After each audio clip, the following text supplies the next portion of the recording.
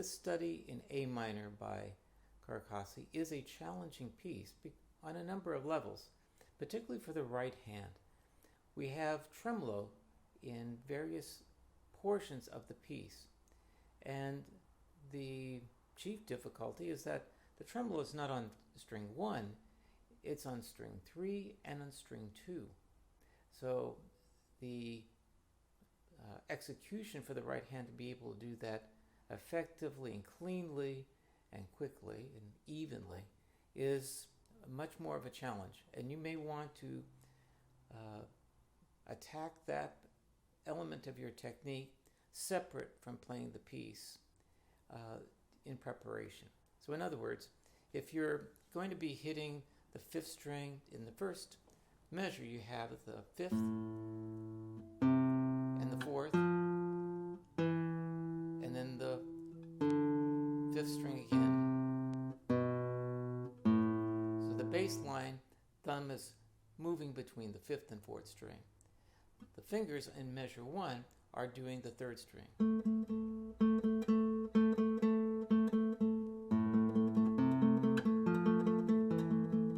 Yep. And it's played P-A-M-I. Ideally, as soon as you strike that string with A, M, and I, the finger should relax and return back to its original position. If you are developing that technique, you may find that sometimes the finger is not coming back, but that after you've finished all 3 of them, that the fingers are curled.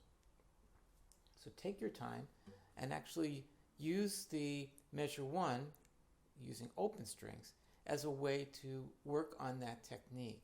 5th string. If you want to put a finger down, you can, but you can do the open strings. And then the 4th string.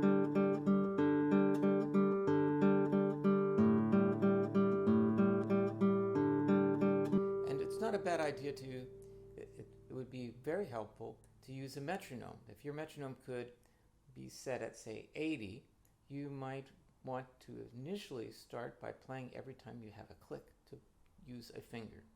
So having maybe that.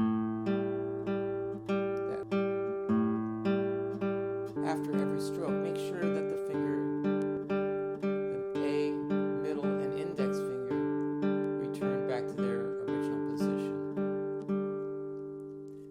The students sometimes ask, how do you develop a very quick tremolo? Speed is important, but even more important with a tremolo is to keep the tremolo even. And sometimes that's more difficult when you're trying to play it fast because you really don't have control over the digits.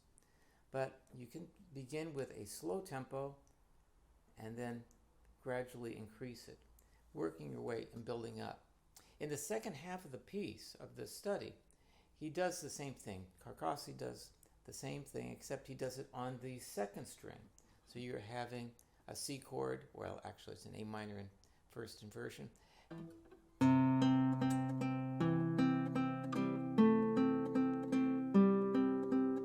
So the thumb is hitting 5th, 4th, 3rd, 3rd.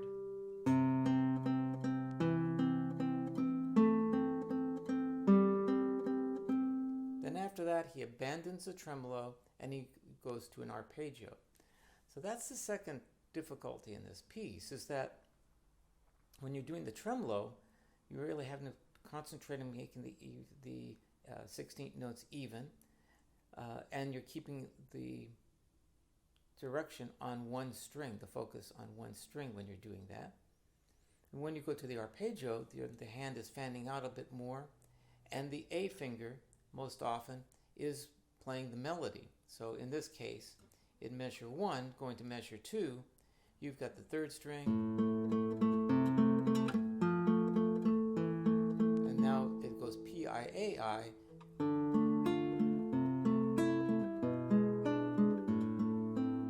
and you want to use the A finger to pluck a little bit of an accent to bring out the melody. So many different levels of difficulty in the beginning part of this piece, because with the melody here,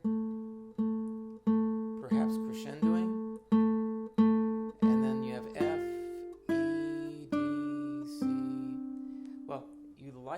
that jump from A to F to be dynamically also a jump in dynamics from, say, maybe mezzo piano.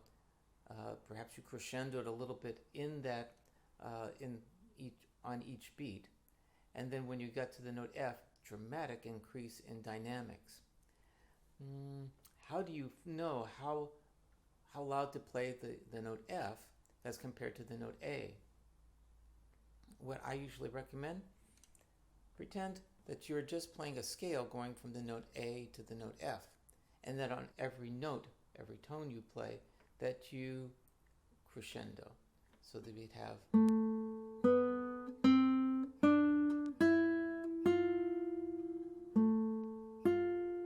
so if it's that much louder.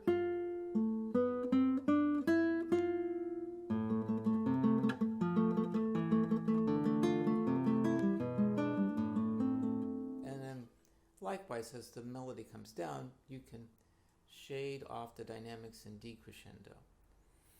That's a way to try to make the melody sound more legato, and also to make it sound like it's singing. So the A section and B section of this piece have technical difficulties that you have to contend with, going from tremolo to arpeggiated textures. And sometimes it's P-I-A-I, and then other times it might be P-I-M-I. Case in point, measure 3, you're doing P-I-M-I. Same on the next measure. And then an A. Back to the beginning. Yeah.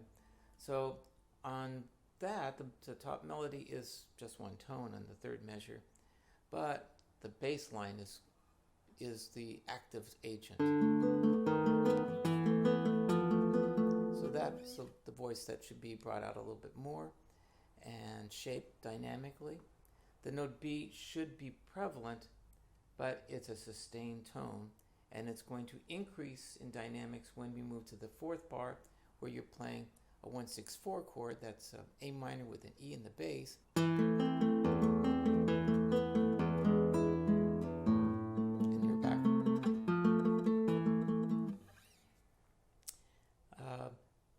At the end of that section, do please note that there is a rest. You've got a little arpeggiated chord. It goes up to the note D sharp. I would finger the D sharp with 3. Open E, and then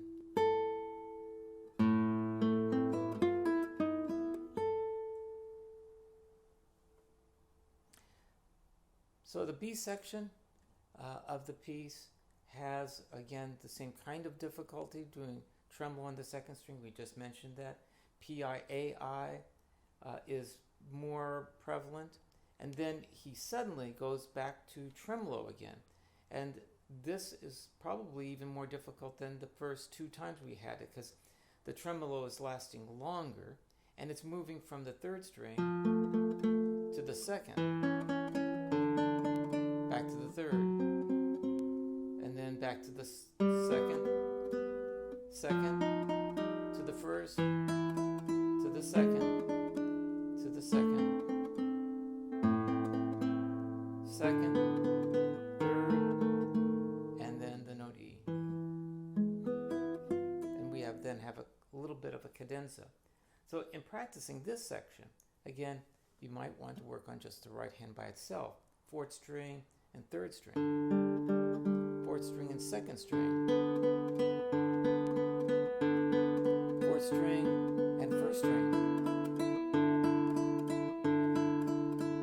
As you do that, you're going to notice it's very important that the hand is moving over the string that you're playing. So when you're on the 3rd string, the right hand is here. 2nd, the hand is here. Thumb is reaching back, and 1st string. So you've got 2nd string, 1st string. Yeah. Now, if you're practicing this with the left hand in mind, you might also be thinking about the tone of the chord.